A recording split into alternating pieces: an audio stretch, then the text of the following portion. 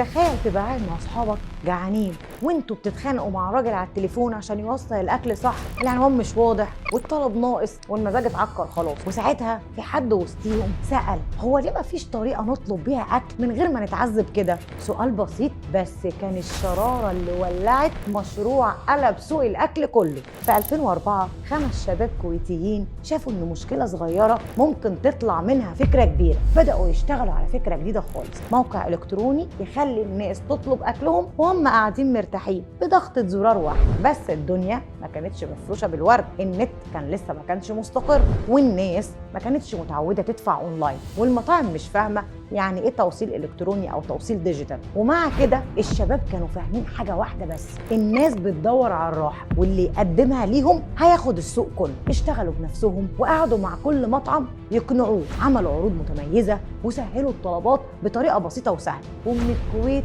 للخليج كله، وبقى اول اختيار لاي حد عايز يطلب اكل بسهوله. وفي 2015 شركه عالميه ضخمه دخلت اللعب واشترت المشروع كله ب 170 مليون دولار، وساعتها اتحولت الفكره الصغيره دي لواحده من اقوى المنصات اللي بتقدم الاكل لملايين الناس. عارفين مين ابطال الحكايه بتاعتنا النهارده؟ ابلكيشن طلبات اللي بداوا من ازمه بتحصل كل يوم وحققوا بيها حلم كبير. فنتعلم ايه؟ مش كل اللي شايفه مشكله حواليك هو مصيبه، ممكن يكون الباب اللي هيقلب حياتك. في ناس بتشتكي وفي ناس بتشوف ان الشكوى دي كنز، وفي فرق كبير بين اللي بيستنى الحل وبين اللي بيدور على الحل بايده. السوق جعان لافكار جديده، بس مش اي فكره، اللي بيحس بالوجع الحقيقي هو اللي بيعرف ياخد السوق كله. افهم اللعبه كويس، ركز واسمع واتحرك.